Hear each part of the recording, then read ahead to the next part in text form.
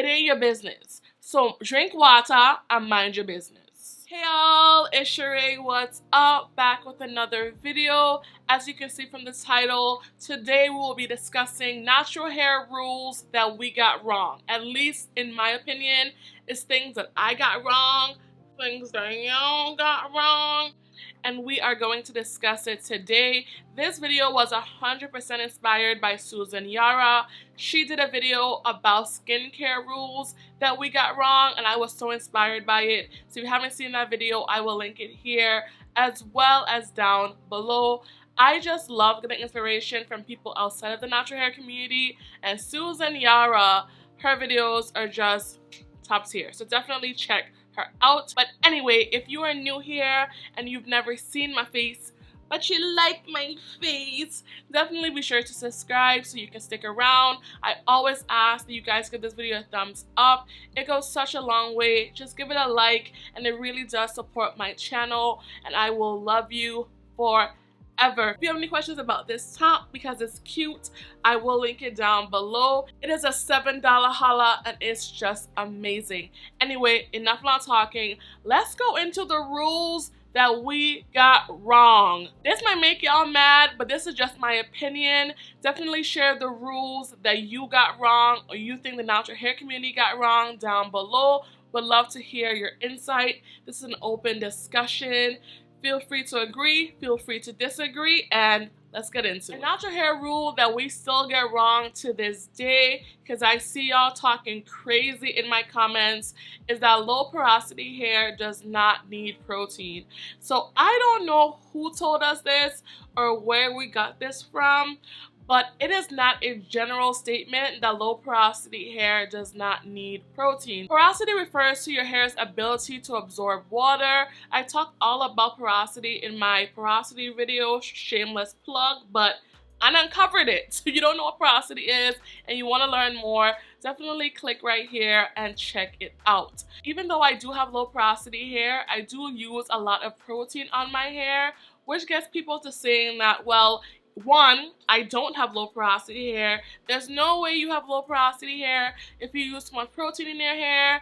You have low porosity hair and you're damaging your hair. That's why your hair jacked up. Or three, why are you messing up other people's hair by showing them that you use too much protein? Those are general comments that I get on YouTube videos every now and again, and I am here to say that low porosity does not always mean that you are protein sensitive. Porosity is just one of many things that determine how our hair is going to behave, how it acts, how it responds to products. For me, it comes down to 4 things that determine how you care for your natural hair. 1, strand thickness, the actual thickness of your individual strands. Density, how much of those strands you have on your head. 3, porosity, the likelihood of your hair to absorb water, the ability of your hair to absorb moisture. And 4, what we don't talk about a lot is texture. And by texture, I'm not referring to hair type, 4A, 4B, 4C. I think the hair typing system is basura. I just go generally by type 4 just to make my videos marketable, but honestly, I don't subscribe to the hair typing system. I believe our hair falls into different categories, whether it be silky, tiny, somewhere in the middle, some variation of those 2 type of textures. That is my beliefhood, and that is how I treat my hair. This is a very loaded answer, but even though I have low porosity hair, I have very fine strands, super fine strands. My strands easily break, they easily split, so I have to infuse my hair with protein to make my hair as strong as possible. Someone that has low porosity hair and thick strands is not going to probably have the same regimen that I do.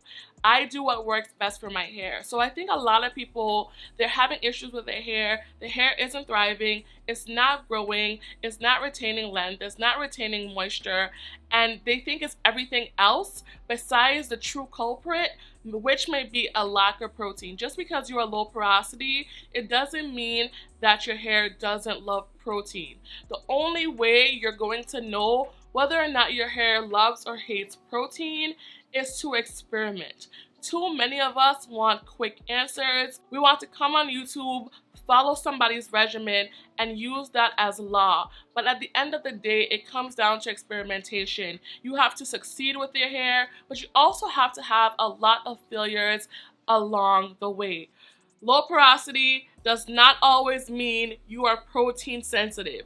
That is a rule that we somehow made up, and I think we need to change that because, at least in my opinion, that's just not true, sis. This is something that I believe throughout my entire 11-year natural hair journey. I've been natural for a long time. I've had a lot of setbacks along the way, like a lot of you, and throughout this process, I stayed away from stylists. I didn't trust stylists. I didn't want stylists to do my hair. The only time I got my hair done is basically when I did braids and when I did braids. I don't trust stylists just based on my experience when I was relaxed. When I went natural, like a lot of you, I was like, yeah, I'm good on stylists. All they do is pull your hair out. All they do is break your hair off. All they do is overcut your hair and over trim. You go in for a trim, you leave with a cut. Like, I didn't have trust with stylists, so I did a lot of my hair care, all of my hair care myself.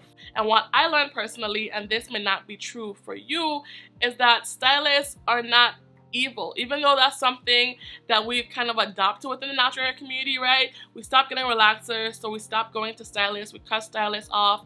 And even though there are a lot of bad stylists, all stylists are not bad. I found that by doing 100% of my hair care and not doing a check-in with a good stylist, a certified stylist, a stylist that got receipts that they not gonna jack you up, I found that I did more harm than good.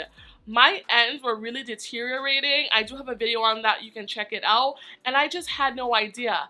I didn't know my ends were so bad until I went to a stylist. Since I realized that my ends were jacked and my stylist got me where I needed to be, my hair has thrived. I plan to go to her every 3 months until I don't feel the need to do so, just to check in. I'd rather her tell me, hey, you don't need a trim at all, which is what happened last time, that I go into her and her telling me, girl, you gotta trim 3 or 4 inches off your hair. At that point, it ain't a trim, it's a cut, right? I know a lot of us are afraid of stylists, but all stylists are not evil. Even though it's definitely a rift between the natural hair community, natural hair influencers, natural hair women, and stylists, we can bridge the gap. I know there are a lot of people who have had negative experiences. I recommend, if you can afford it, if you have the access to it, definitely get your hands on a good stylist and your hair will actually thrive like never before. There's definitely this belief in the natural hair community that sulfates are bad. Sulfates get a bad rep in the natural hair community. We're always about non-sulfate shampoos, staying away from sulfates. Some sulfates strip the hair, sulfates damage the hair. I'm gonna be honest with y'all, sulfates can be bad. There are some awful sulfate shampoos, but sulfates don't have to be bad. There are some sulfate shampoos that are more moisturizing than more natural or non-sulfate shampoos.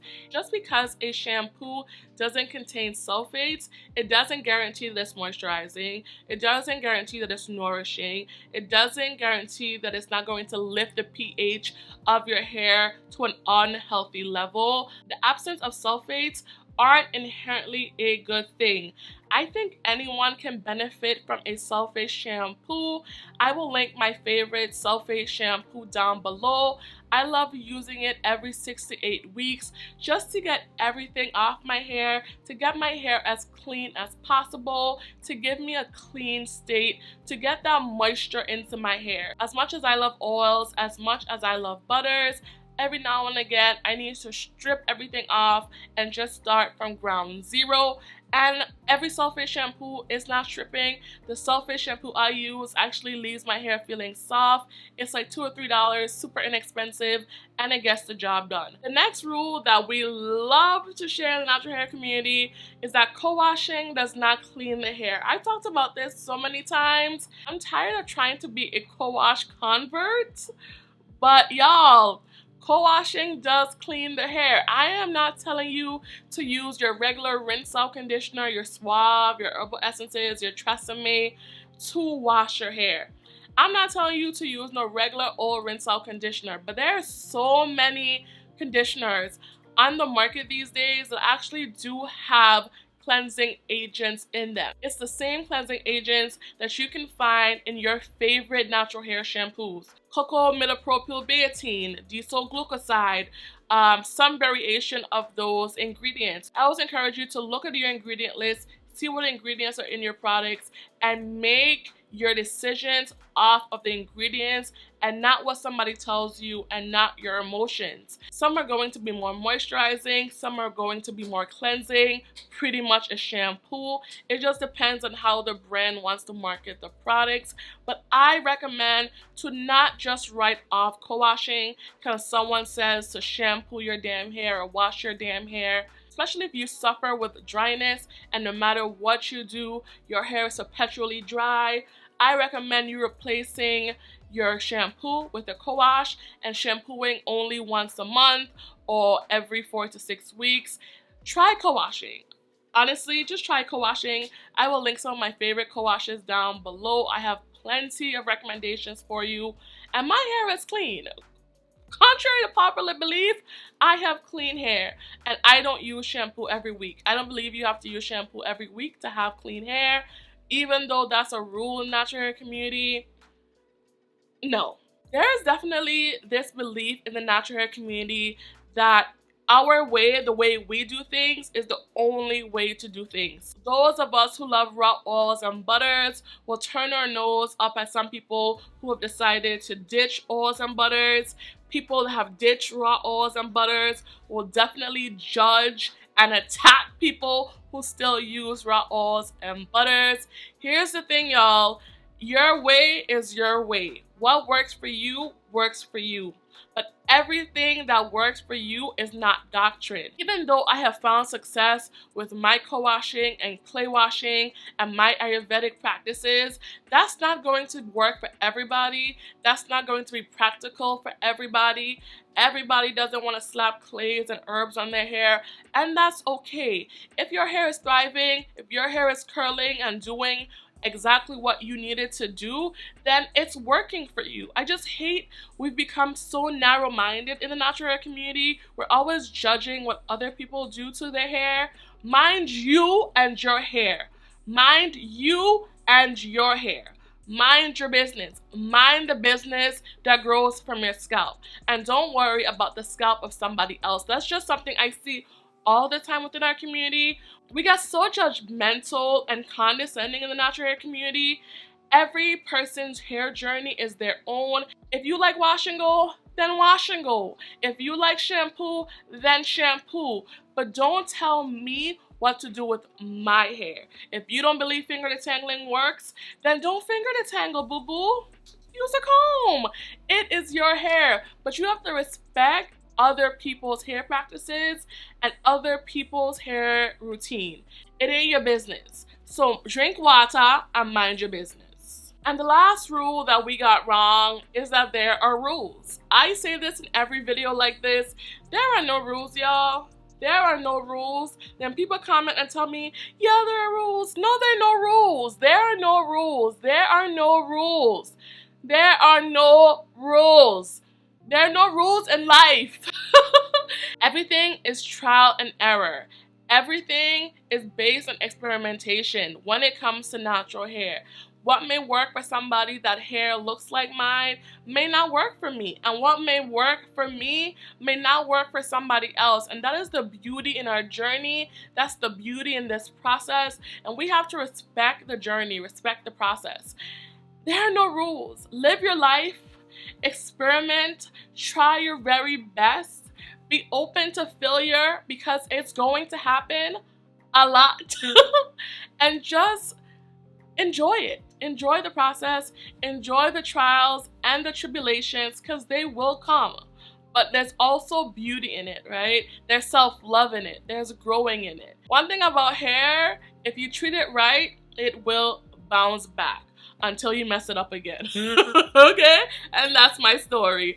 But anyway, y'all, this video has been long enough. Like I said at the beginning, definitely let me know what rules you think we got wrong.